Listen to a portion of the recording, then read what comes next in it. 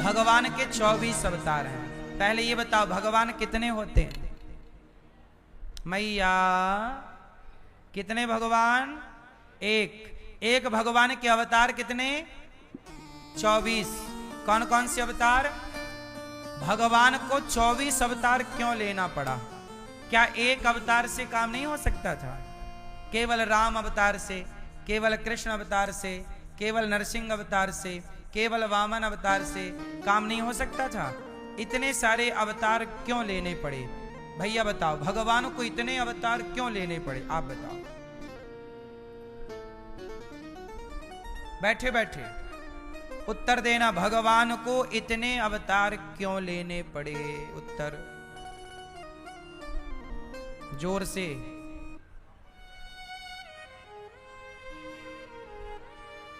क्यों लेने पड़े? मैया बताओ, भगवान को इतने अवतार क्यों लेने पड़े? एक अवतार से भी तो काम हो सकता था। क्यों लेने पड़े? क्योंकि एक अवतार से काम नहीं हो सकता था।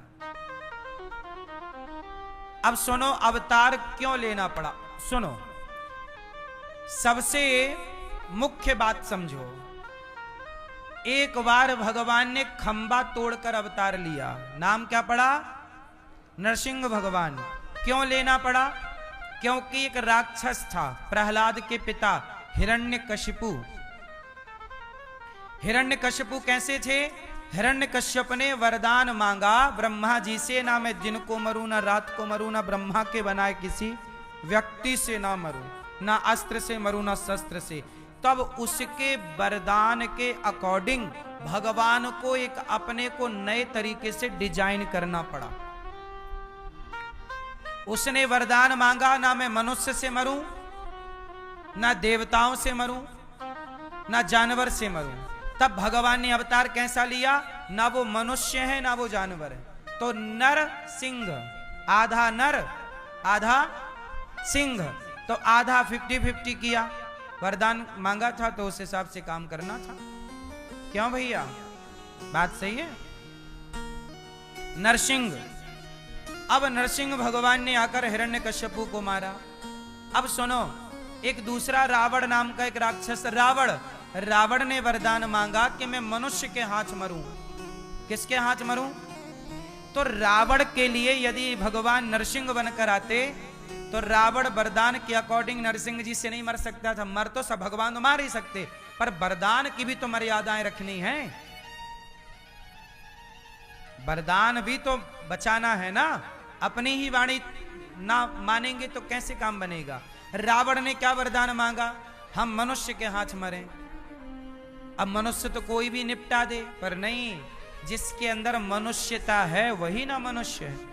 तब भगवान नरसिंह बनकर आए हिरण्यकश्यपु को मारने, और वही भगवान रावण को मारने मनुष्य बनकर आए। राम हैं भगवान, पर मनुष्य बनकर मनुष्य की लीला कर रहे हैं। इसलिए पत्नी चोरी हो गई तो रो रहे हैं। जैसे आपकी पत्नी कहीं चली जाए तो आप रोने लग जाए, कहां चली गई, कहां चली गई। आपकी जाएगी तो रोओगे कि नहीं रोओगे? हैं? कि चाहोगे ठीक चली गई?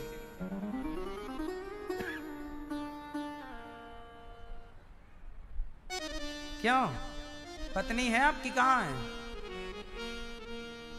रोगे कि नहीं ऐसे? कहां चली गई हैं?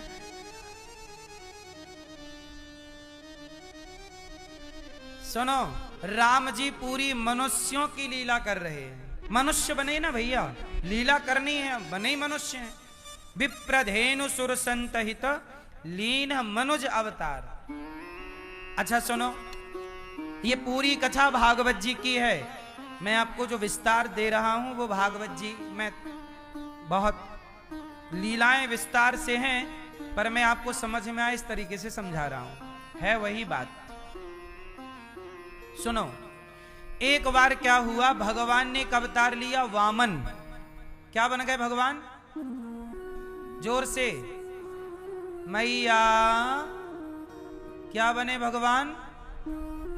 हैं? वामन किसके लिए बने?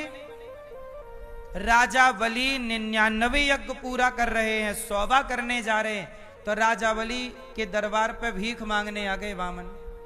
अब जो काम वामन भगवान कर सकते हैं वो काम राम नहीं कर सकते। वामन भगवान दरबार में जाके राजा बलि से क्या मांग रहे हैं? भिक्षा। 3 पग भूमि दे दे भैया। क्या दे दे? अब क्या राम भिखारी बन सकते हैं? तो जो काम वामन भगवान कर सकते हैं वो वामन करेंगे। जो लीला जैसी सिचुएशन थी वैसा रूप भगवान ने बनाया। ऐसे करते करते 24 अवतार हो गए। समुद्र मंथन हुआ तो जिस पत्थर की मछानी बनाए वो नीचे जाने लगा, तो उस मंदराचल पर्वत को थामने के लिए भगवान ने कच्छप रूप बनाया था, कछुआ। क्या रूप बनाया? फिर क्या हुआ? समुद्र मंथन हुआ तो अमृत लेकर प्रकट होने के लिए भगवान ने धनवंतरी रूप बनाया, अमृत लेकर आए भगवान। फिर अमृत का बंटवारा कैसे हो? दैत्यों ने अमृत छीन लिया, तब बंटवारा करने के लिए भगवान ने मोहिनी का अवतार धारण किया। अब वहां राम या नरसिंह या वामन अवतार से काम नहीं चलता, तो एक नया अवतार क्रिएट करना पड़ा, मोहिनी। बात समझ में आ रही है? जहां जैसी जरूरत पड़ी वहां वैसा अवतार भगवान ने जरूरत के अनुसार लिया है।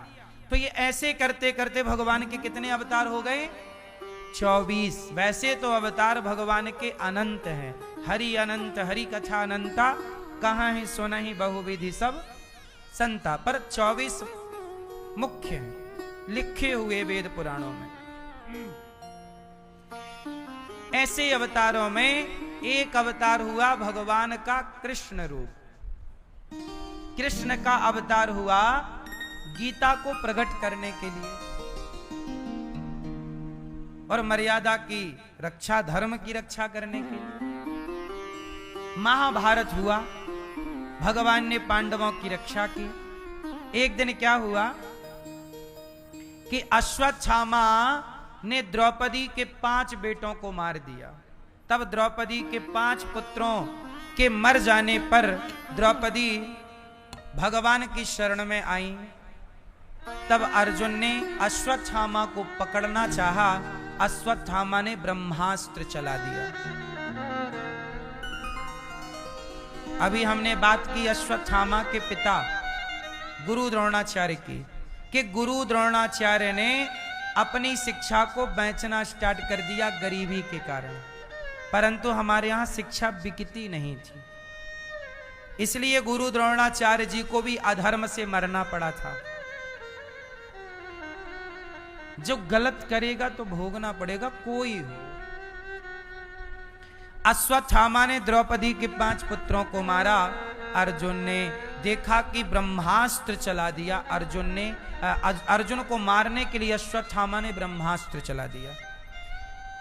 तब भगवान श्री कृष्ण की शरण में अर्जुन आए।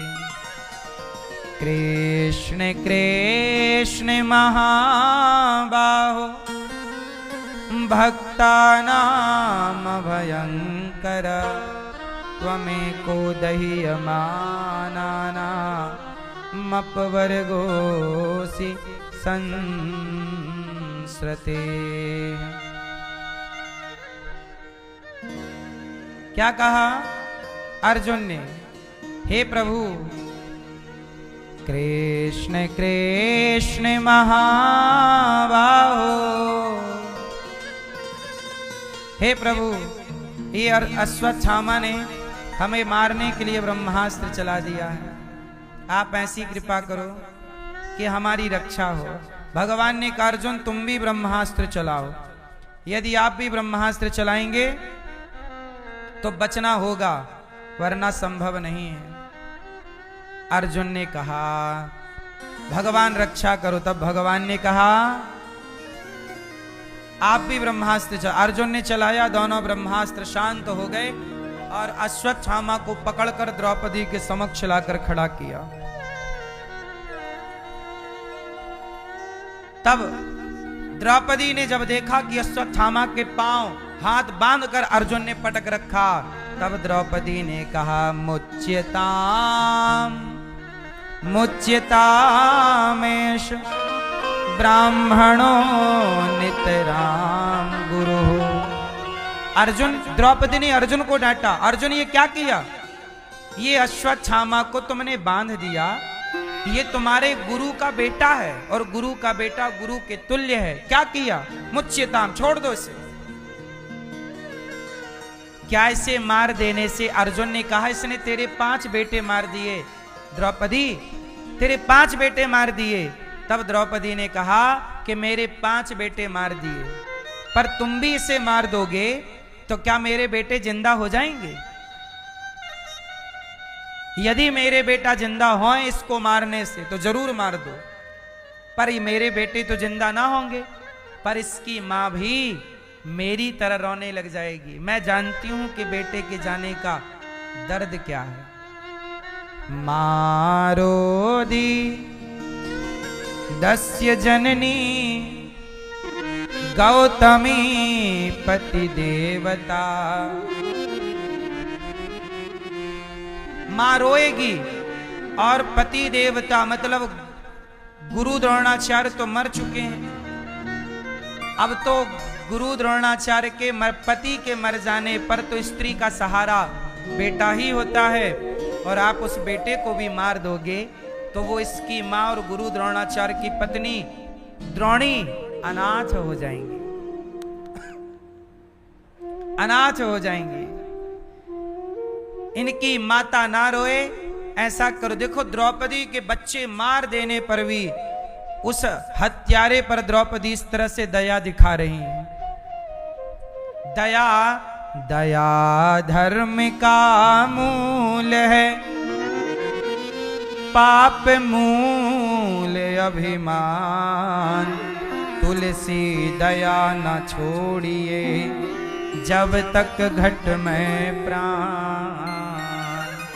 दया सदा करना चाहिए। तब भगवान से पूछा कि क्या करें, अश्वत्थामा को मारें कि छोड़ें?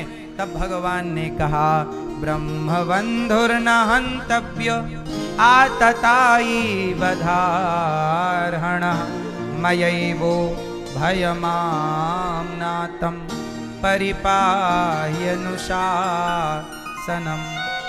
ब्राह्मण को कभी मारना नहीं चाहिए और आताताई को कभी छोड़ना नहीं चाहिए। ये जन्म से ब्राह्मण है पर कर्मों से आताताई है, से छोड़ दो। अश्वत्थामा को उसके सिर की मणि निकालकर छोड़ दिया गया। द्रौपदी ने कहा छोड़ दो। द्रौपदी करुणा से भरी एक स्त्री है, इसलिए कहते हैं ना द्रौपदी मां है। आप लोगों से मेरी प्रार्थना, जिसने तुझे जन्म दिया रे,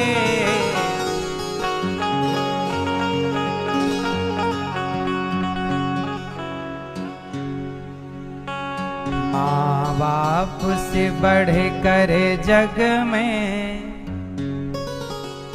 कोई दूजा नहीं खजाना।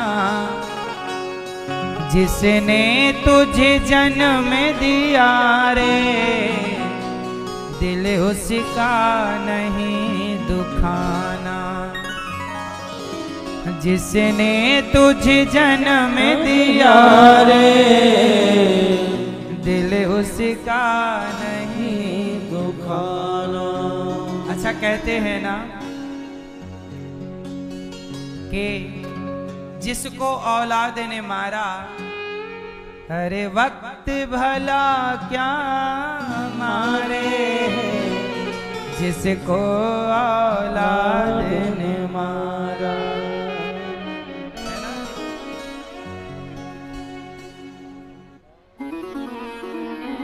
इसलिए मेरी माँ औलाद की खातिर इंसान फिरता है मारा मारा। बेटा ना होए तो माँ बाप मारे मारे। औलाद की खातिर इंसान फिरता है मारा मारा। उसे वक्त भला क्या मारे, जिसको औलाद ने मारा।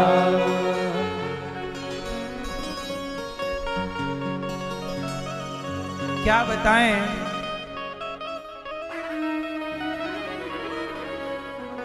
औलाद की खातिर क्या क्या नहीं करते माँ बाप, पर वही बेटा जब बड़ा होता है तो उसे बच्चे अपने माँ बाप को मारता है। उसे वक्त भला क्या मारे,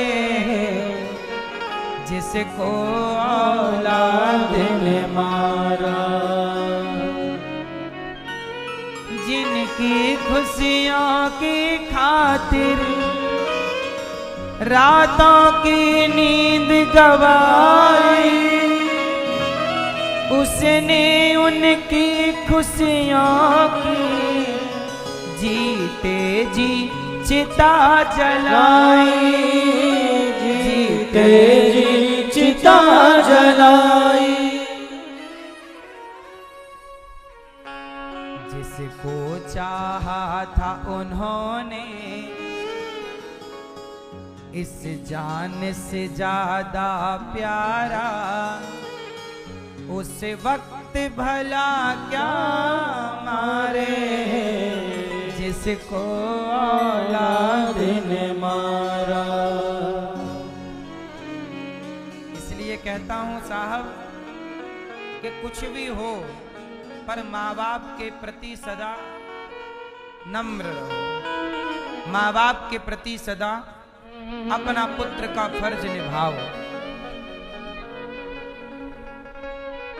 एक बात बताएं, भारत की परंपरा क्या है? जब कोई व्यक्ति संन्यास ले लेता है तो संन्यास लेने के बाद वो अपने पिता को प्रणाम नहीं करता। सन्यासी अपने पिता को प्रणाम बोलो नहीं करता, पर सन्यासी भी अपनी मां को प्रणाम करता है, मां के पांव छूता है। सन्यासी भगवान के अतिरिक्त किसी को सिर नहीं झुकाता, लेकिन वो सन्यासी के लिए विधान है हमारे शास्त्रों पुराणों में कि भगवान से भी बढ़कर दर्जा यदि है तो मां का है, इसलिए मां के चरणों में सिर झुकाओ। इसलिए सन्यासी भी कहते हैं, साधु भी अपनी मां को अपने पास रख सकते हैं और सेवा कर सकते हैं। मतलब मां के ऋण से तुम साधु बन गए तो बन गए, बन जाओ साधु, पर तुम मां के ऋण से थोड़ी मुक्त हो सकते हो। इसलिए आद्य शंकराचार्य जी ने सन्यास ले लिया तो मां रो पड़ी कि बेटा तू तो साधु बन गया, सन्यासी हो गया, अब तू कैसे मेरा ख्याल रखेगा बेटा, मुझे जरूरत पड़ेगी तो कौन आएगा। तब शंकराचार्य जी ने कहा, मां तू जब जहां से पुकारेगी मैं वहां आऊंगा। तो शंकराचार्य जी जैसे जो साक्षात भगवान शिव के अवतार हैं, वो भी अपनी मां की सेवा करते रहे।